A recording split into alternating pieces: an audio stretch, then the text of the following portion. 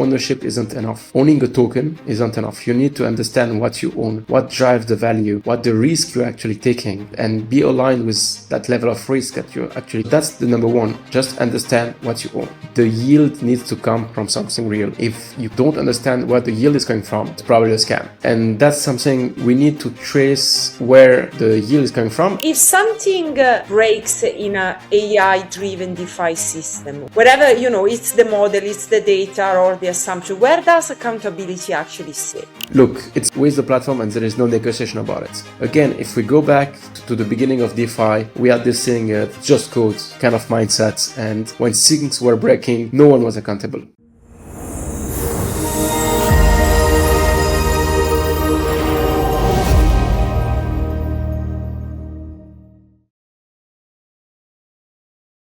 Hi and welcome back to the Financial Fox. This is Steffi, and today on the show we are talking about sovereignty in finance, which used to mean one thing, ownership, right? So you own your assets, you are in control. But it's not so straightforward because innovation is bringing so many new things when it comes down to investment. And then there is AI, which is definitely great, but at the same time is adding more risks and adding more responsibility. So if you want to be a sovereign investor, then how should you look about these new opportunities that DeFi and digital assets are bringing to the world of finance? Well, as you know, I like to hear from different perspectives, and I'm very curious about what's new is happening in the investment landscape. So to discuss all of that, I will be joined today by Arthur Katz, Chief Investment Officer at OneAsset, a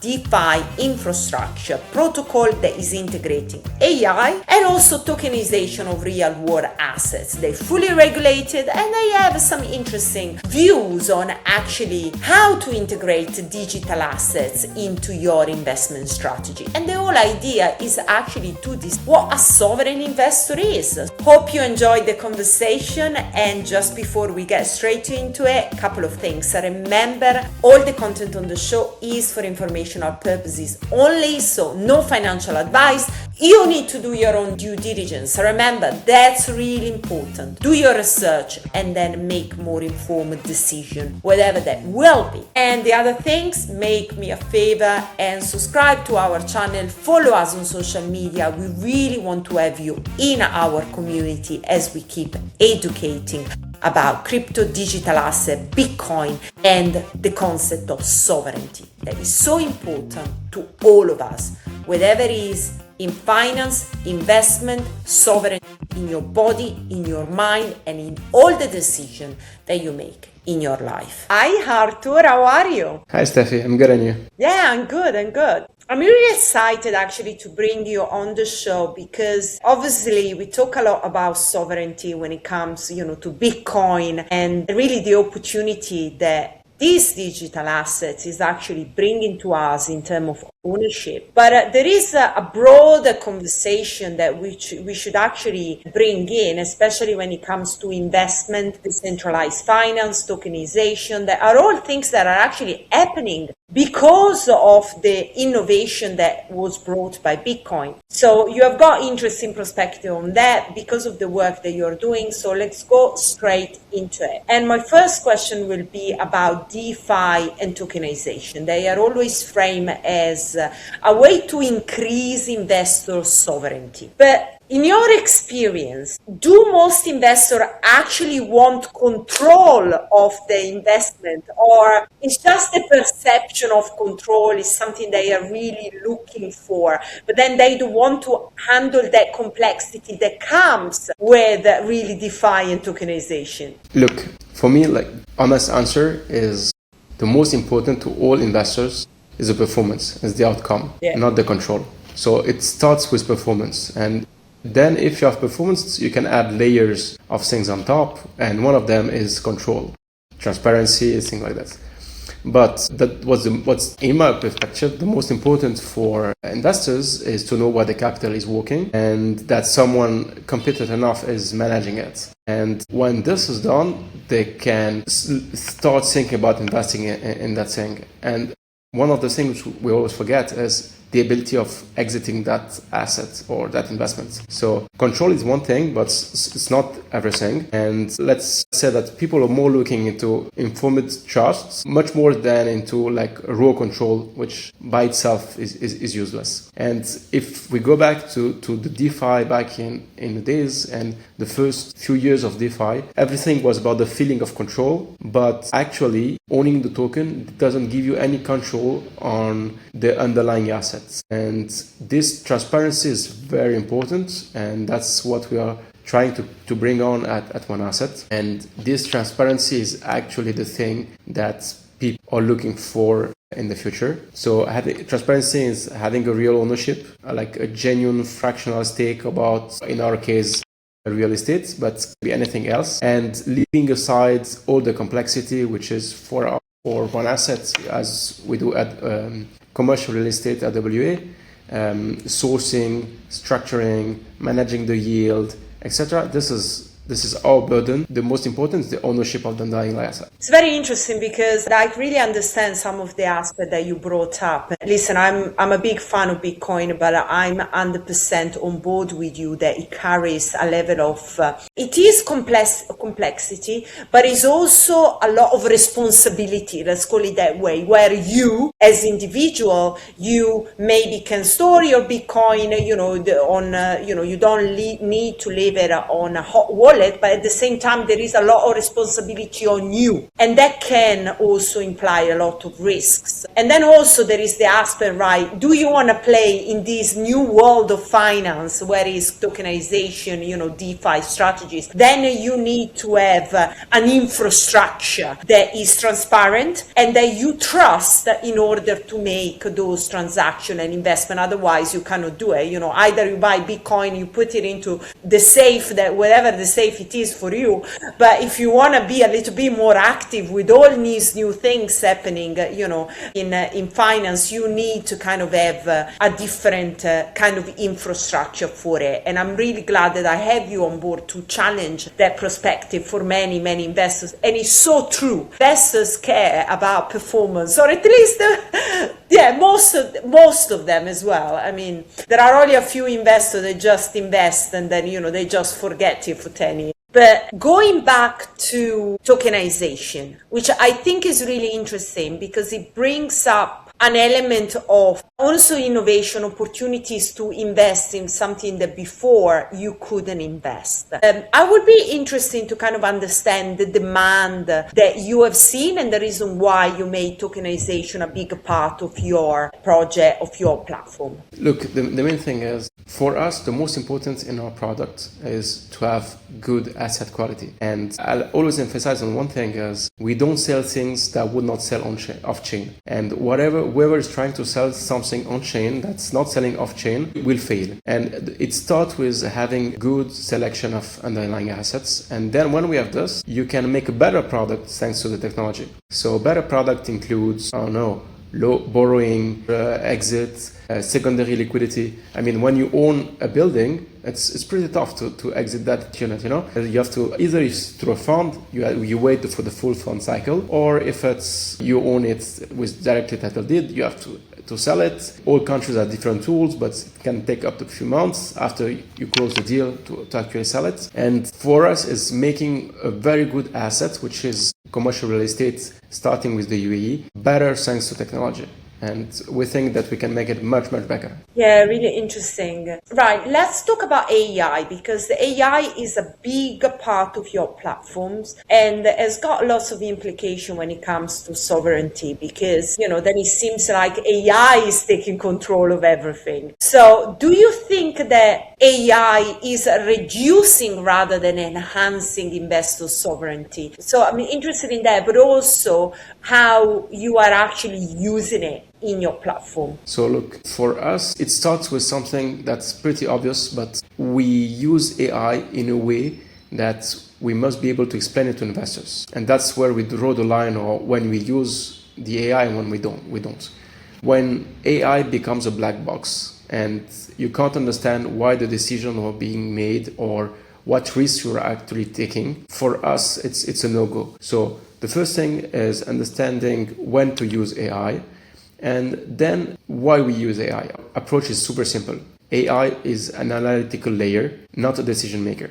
Back in the day, I would have had like dozens of juniors, interns, and people looking on the market and giving me like the feedbacks and everything. And that now can be heavily industrialized through AI, and that's where we are going. Like it's hard for us, but it doesn't change anything. We are still taking the decisions. It's just accelerate due diligence. It doesn't replace it.